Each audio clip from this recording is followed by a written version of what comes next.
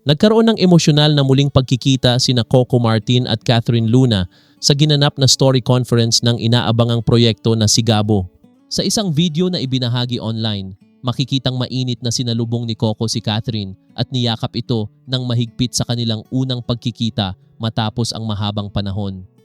Kapansin-pansin ang pagiging komportable at magaan ng kanilang naging tagpo na ikinatuwa ng mga naroon. Umani din ng pansin online ang muling pagkikita ni na Coco at Catherine dahil sa kanilang naging kontrobersyal na nakaraan. Matatanda ang inangkin noon ni Catherine na si Coco ang ama ng kanyang anak, ngunit itinanggi ito ng aktor. Kalaunan, humingi siya ng tawad matapos mapatunayan sa DNA test na hindi si Coco ang biological father ng bata. Marami naman ang pumuri kay Coco at Julia dahil sa kabila ng nakaraan ay ipinakita nila ang kabutihan, pagtulong at patuloy na pag-alalay kay Catherine.